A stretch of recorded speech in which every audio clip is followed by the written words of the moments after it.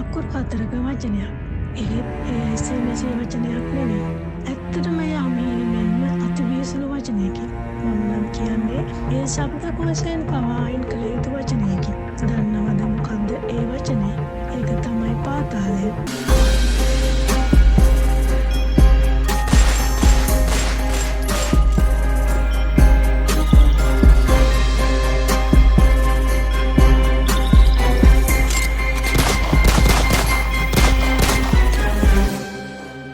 පවතින සෑම දෙයකටම ඉතිහාසයක් තියෙනවා. ඒ වගේම තමයි ලංකාවේ පාතාලයටත් ඉතිහාසයක් තියෙනවා. හැබැයි ඒ තරම් සුන්දර නැහැ. ජීවිතයකට ජීවිතයකින් කොටින්ම කියතොත් ලේට ලෙයින් පලිගන්නා දුක්ඛිත බිහිසුණු සහ අමානුෂික ඉතිහාසයක් ඒක. මෙරට පාතාලය සුද්දගේ කාලය දක්වා විහිදී යන්නේ.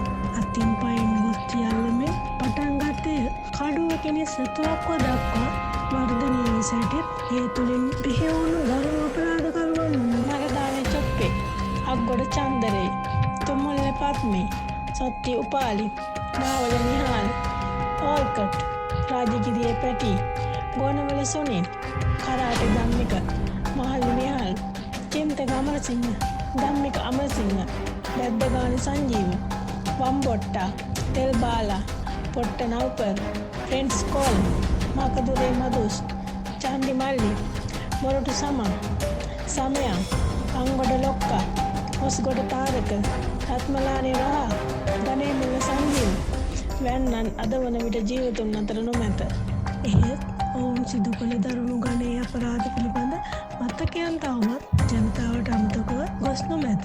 එලෙසම තවමත් ජීවතුන් අතර සිටින රත්මලානේ අංජු, කංජිපානේ ඉම්රාන්, රත්කම මිදුන, කිඹුල ඇලේ ගුණා, දෙමටගොඩ චමින්ද, හරක් කටා, කොස්ගොඩ සුජී, බ්ලූ මැන්ඩල් සංකල්, ඇල්ටෝ ධර්මේ, කෙහෙල් බද්දර පත්මේ, බටුවත්ත චාමර, කමාන්ඩෝ සලින්ද, එස්.එෆ්. ජගත්, ලොකු පැටි, පොඩි ලැසි, උඩු සලින්දු, කොස්ගොඩ තාරකගේ මල්ලි, කොටුඹ අමිල, කරන්දෙනිය රාජු, කරන්දෙනිය සොද්දා, කොස් මල්ලි, වැල්ලේ සුරංග, ලඩියා, කොටගාමිනී, තිනුක, කොත අසංක වැනි පාතාල නායකින් සිදු කළ අපරාධ බොහෝය. සමහර අපරාධ චිකාගෝ පන්නියේ ඒවාය. ඉහත නම් කී නොකී සියලු පාතාල අපරාධකරුවන් සිදු කරන සියලු අපරාධ පෙරනැසූ පරිදි සාහිත්‍යාත්මකව අප බෞද්ධ ගෙන